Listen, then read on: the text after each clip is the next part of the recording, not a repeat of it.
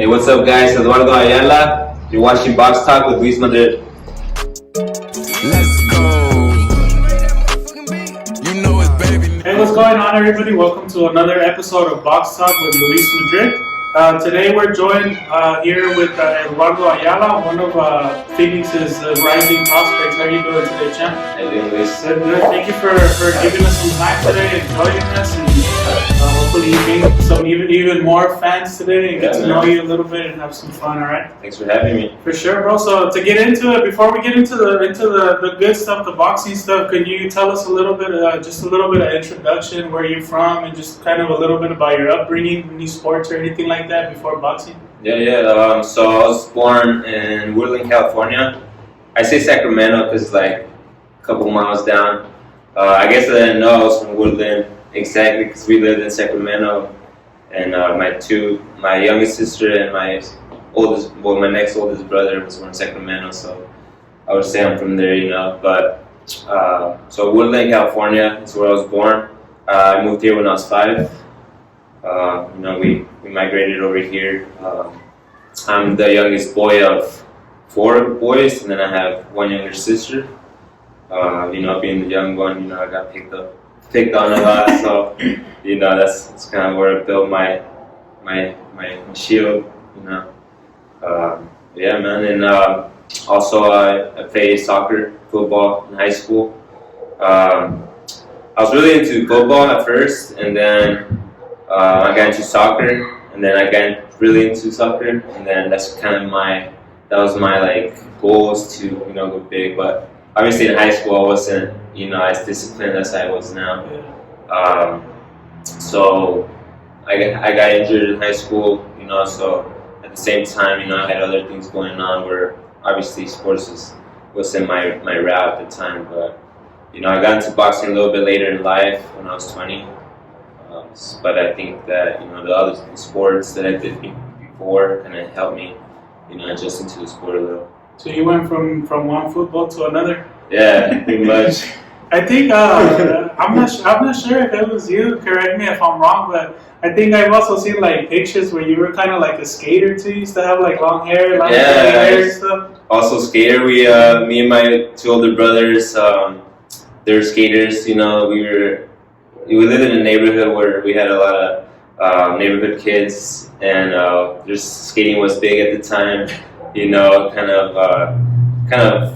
Got us a little bit, busy at the time. Got us, wandering around. So skating was also big in my life. I still, follow it. I'm still a big fan of it.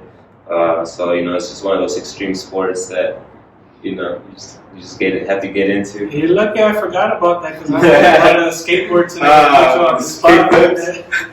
Nah, I wasn't that good. I mean, I think my coolest trick was a kickflip, or variable. But my older brothers were better than me, definitely. You grew up in the northern part of Phoenix, right? Yeah, in the north, almost metro, in the metro area. Went to Moon Valley High School. Does there have any big skate parks out there? Because I know me growing up out here on the west side, is that the big? Yeah, no, we so skating, we would just skate everywhere, just find places to skate. That was the cool thing about it, is that we didn't know where the skate parks were when we really knew about it. But later on, we found out where the skate parks were, and my mom dropped us off, before, or after work and stuff. So, but a lot of times we would just skate, the streets. Sure.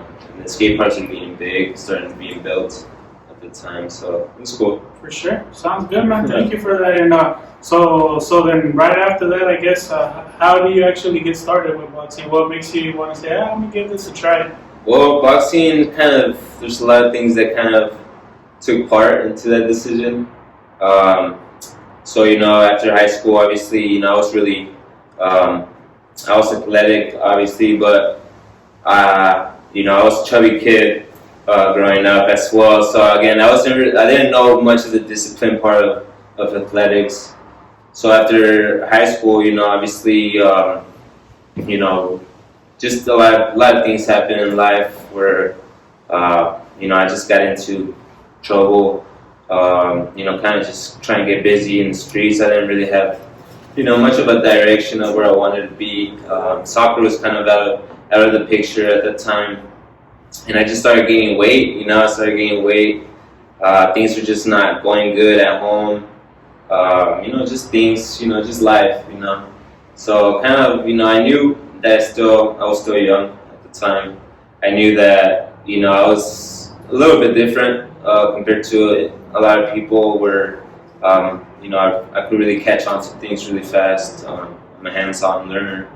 And I was like, just pretty athletic. I guess, I really just could do a lot of things, So I told myself that, this is the only way I could really change my life, kind of help, the home situation. And I just told myself that if I really got disciplined and learned it, if I gave myself like 4 to 5 years, that was my goal, to, potentially go pro. I wanted to give myself 4 to 5 years to learn it, go through the ropes, just learn it, learn everything around it. And, that's just how I got into it. Again, I'm just grateful I was, just still in it, And it's crazy that you say that, because that's that's kind of a short window when you really think about today's kids. Some of them start training like at 4, and then they get their book to be able to fight at 8. So this is a craft that takes years and years and years, and you just out of nowhere. I kind of just jumped in, I knew the factors that I was facing. But like I said, I knew that I was a little bit different than others. I knew that if I lost the weight and really took it serious, that I could learn it and really, I knew that it could take me far. It took me a while to convince a lot of people, obviously. It's just things that, everybody's skeptical. I'm 20 years old, and like, just, hey, I told my mom I'm gonna go pro. And not pro. I said I'm just gonna go into boxing and I'm gonna go pro soon. This is just what I'm gonna do. Because I know that I could do it, and eventually, everybody just started getting with it. Started seeing that I was really taking it serious, and had something to show for it at the same time. For sure. And so while you're in that, I guess, process of kind of finding yourself, which every young person goes through, did you ever consider like school or anything else, or you were like, nah? Yeah, well, I mean, so school wasn't really big for me, during high school. I knew, I don't know, I was really distracted with a lot of different things where, school, looking back, I wish I took school a little bit more serious, because obviously that's knowledge and that's what you need nowadays, so. But, at the same time, I was really into sports, so that's kind of, I knew that was my route, I had to be. Somehow, some sport, I knew that I could go pro, and, it's just more of just learning it and then just being disciplined with it, and just every day just working it, and I knew that I could do it, I knew I wasn't gonna convince a lot of people from the beginning, but eventually that's it's kind of what makes you work harder, And as far as like the family, did you come from like a family that used to watch big boxing fights or anything like that? It's just like one of those just being Mexican, growing up Mexican, carne asadas, those were just the the usual. Everybody gets together, has a carne asada, and has the Asper de la Olla fights. That's kind of where what my knowledge of boxing growing up was. So it was always around. So we were into it. Just never really. Our parents did try to get us into boxing, but it was like far at the time, and we really didn't take it serious. But we always, growing up with 3 older brothers and a lot of guys in the neighborhood, we just, threw on the gloves and just, so it's kind of just self-taught, just. So maybe it was already kind of hidden. Yeah, we were kind of already about to, be given that route, but we kind of just, did it on our own. you know, just Right. throw. My parents threw a, you know, heavy bag in the backyard, and we just made use of it. For sure. And so, as far as the amateur career, how many fights did you end up having, and at what point in time does it actually set in? Like, I'm about to turn pro, or did you really just know I'm going to turn pro even before you truly believe that you were going to be pro? Yeah, you know, again, before I chose to really go at it, I gave myself a reasonable amount of time to learn it. You know, so I told myself I'll give myself 4 to 5 years to learn it, and then you know, I told myself I'm already old. You know, I'm 20, so 4 years I'll be 24. 5 years, you know, I'll be 25. So at that point, it's kind of like I need to do everything now, learn everything now, and just, you know, I told myself, you know, the amateurs kind of slowing down the shows, things are kind of slowing down, so there's not a lot of like really movement with it where I could just stay busy and just continue it. So I just told myself, you know, screw it, I'll just go pro, you know, fight for money instead of trophies, you know, and kind of just learn that way, you know, I'm already in the next step, you know. I think I put myself already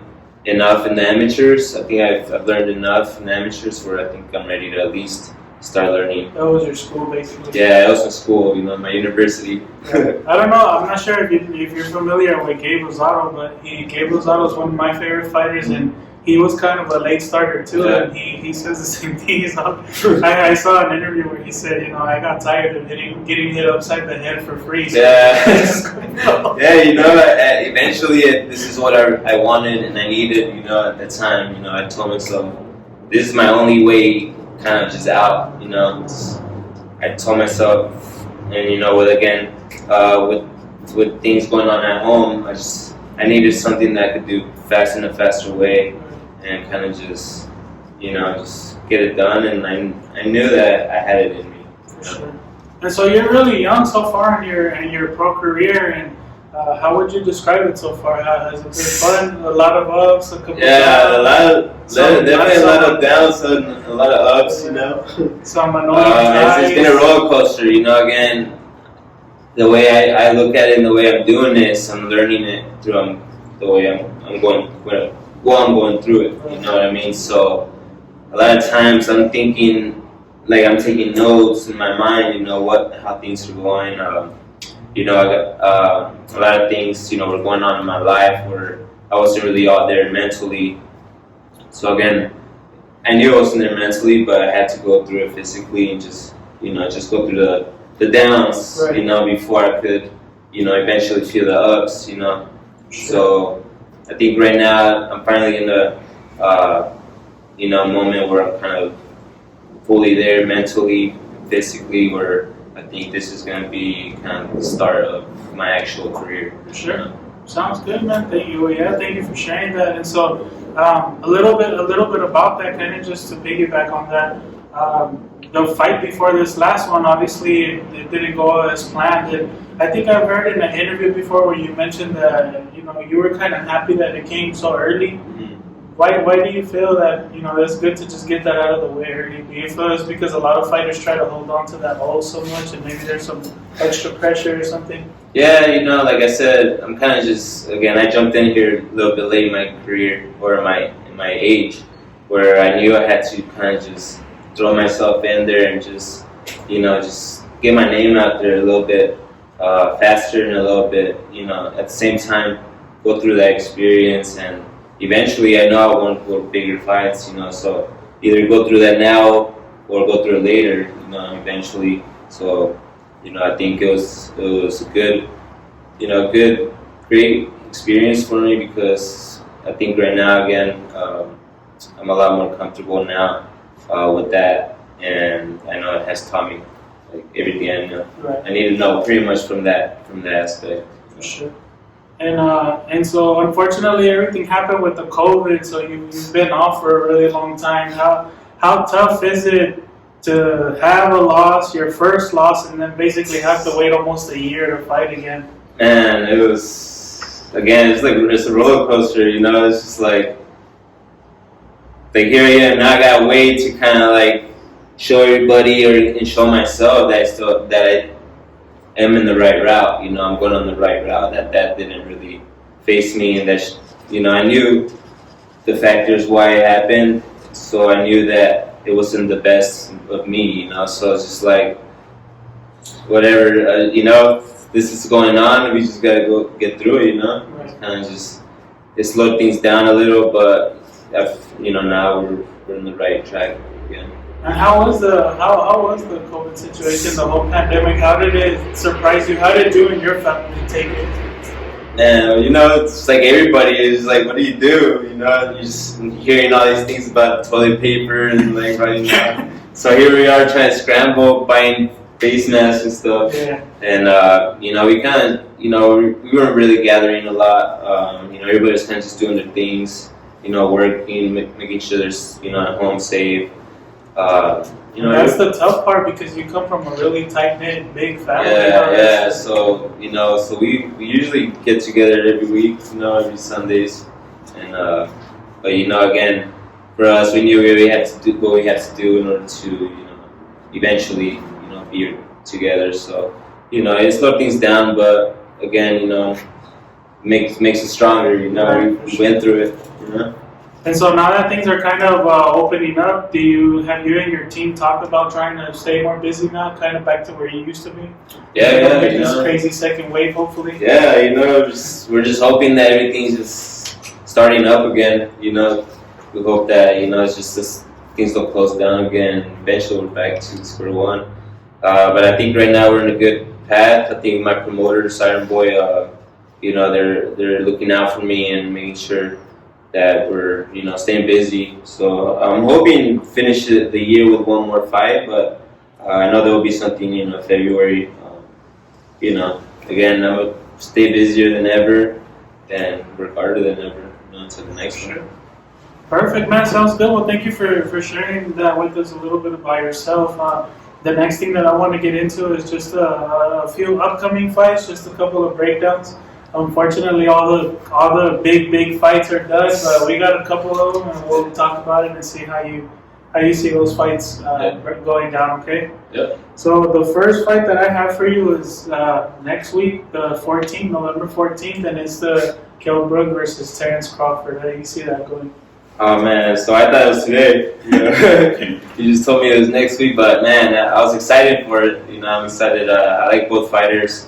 They're very, very unique in their own ways, and Crawford. He's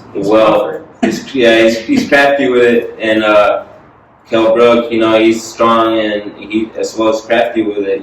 But at this point, it's just who's craftier. Who's the wiser fighter and the stronger fighter at the end. He's a real big 147. Yeah, but I think I see Crawford, pulling it off. He's also a lefty, which is a little bit more difficult for some fighters. You think it goes to decision or stoppage? I think it'll be a stoppage. I can see like 10th round, Sure. a little late stoppage. There you go. And I think it's on the condition, I guess, at that point. Sure, man. And this one will, unfortunately, from what I'm hearing, it sounds like it might have to be postponed, but whatever. Whenever it happens, we can talk about it. What do you think about the Valdez fight versus Miguel that one too, I was excited about. And man, both strong fighters, explosive fighters. Man, that one's gonna be a good show. That one's gonna be a war. I could see. Honestly, I could see a draw. Really? I could see a draw at the end. But I think. I don't know, man. I think those are two styles to It's knockout. that's what I'm saying. They both have jaws. They Yeah. both have jaws. They're both tough. They know that they can hit and take a hit. And Miguel's huge. For So I think I could see a war. I could see a good war in that one. For sure. And then the last one is December 5th, which is pretty cool because it's actually going to be in Dallas with fans. The Spence versus Danny Garcia. Oh, man. That one's gonna be good. That one's, I'm gonna have to give it to Spence. Danny, I like him, but I think his footwork compared to Spence, and again his he's a lefty. Lefties are a little bit more difficult. I just think his youth and he's just lanky. So I think I'll give it to him. I think he'll stop him. Well, we don't know what's gonna happen after the car accident. We don't know what's. Oh, that's right. So it's gonna be a good one. Danny, again, he's tough. He's strong. He has that left. Yeah, he's got that hook, those left hooks. So again, it's all depends who's the wiser fighter. Sure. All right, man. So to finish up, I do something called 12 rounds of boxing. So all it is just some quick, fun, rapid fire questions. Most of it don't have anything to do with boxing, anyways. We'll finish off with that. Okay. So we're gonna do 12 rounds of boxing with Eduardo Ayala. The first question for you is: what is the first thought that crosses your mind when you wake up in the morning? The first thing in the first one, sir. The first thought that enters your mind. The first thought. I need to get to work early. I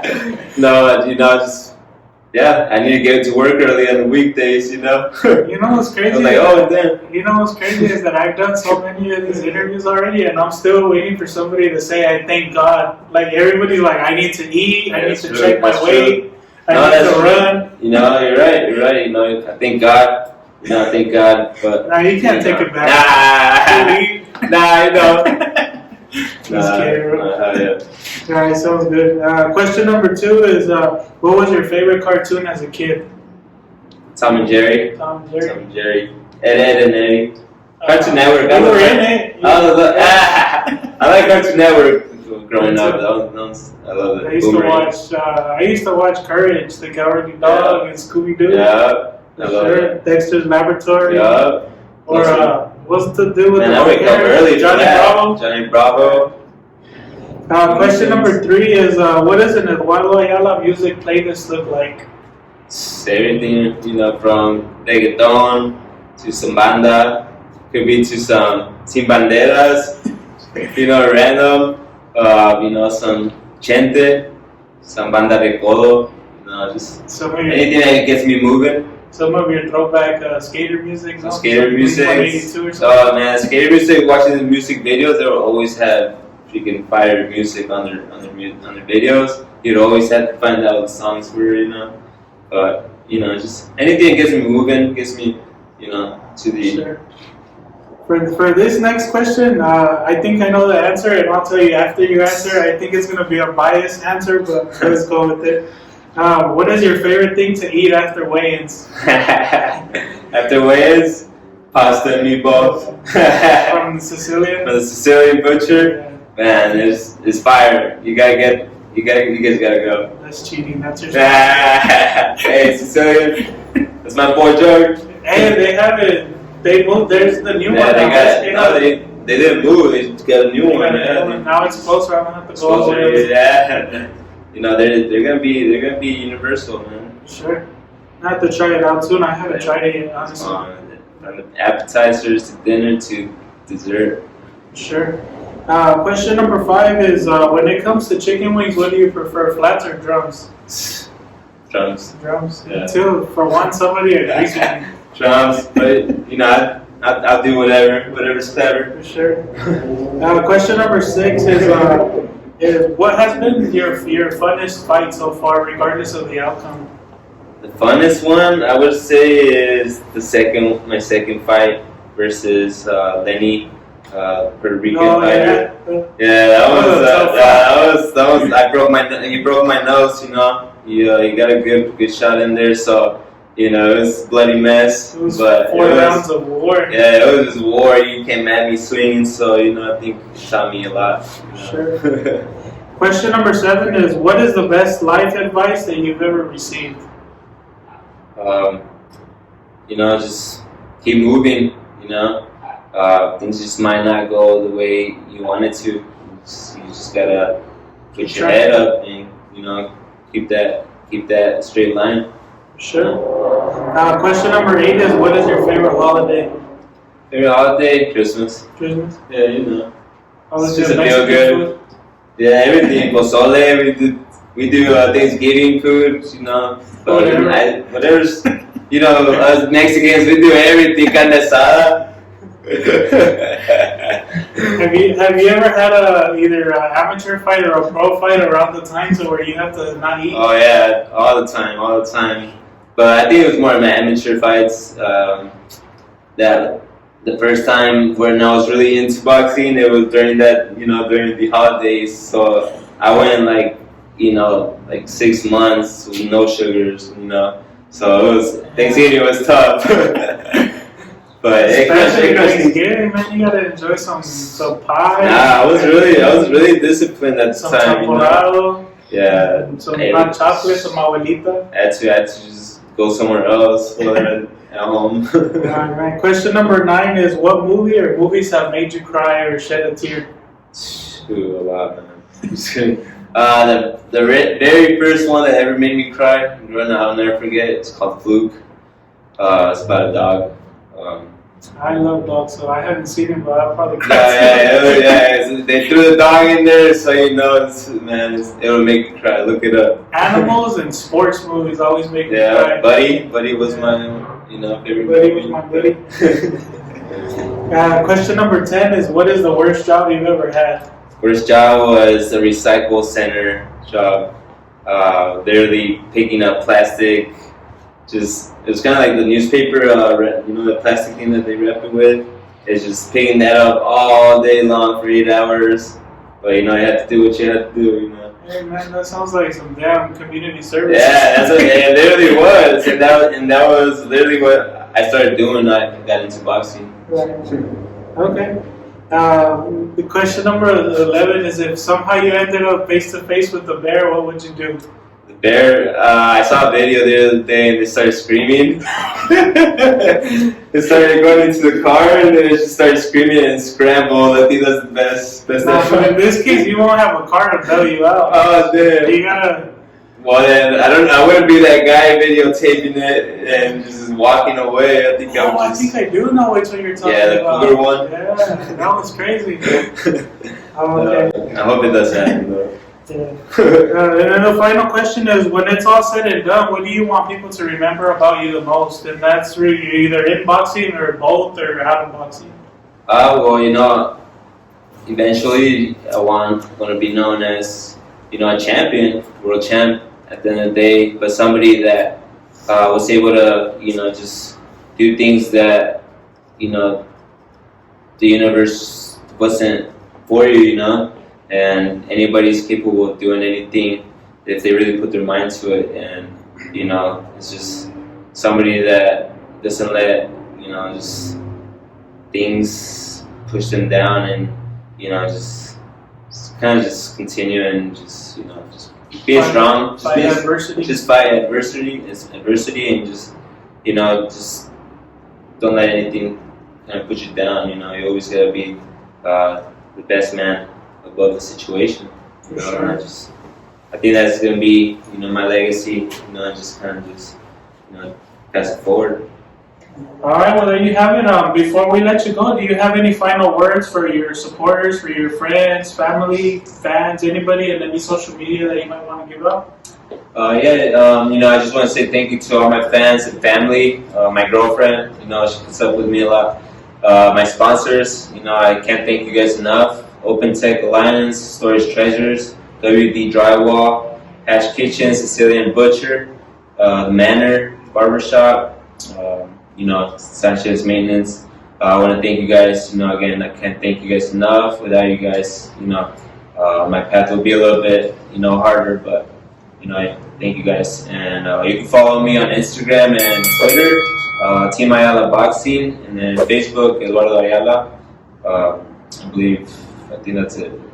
Sure, man. There you have it. Like I said, I appreciate you for giving me some time today, and thank you everybody that keeps supporting and buying merch, buying hoodies, and subscribing and showing love. I appreciate it, and thank you for joining us for another episode of Box Talk with Luis Madrid. Thank you very much, and God bless everybody.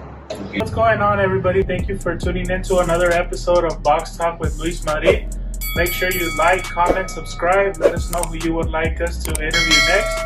And stay tuned for the next episode. Thank you very much, and God bless. Let's go.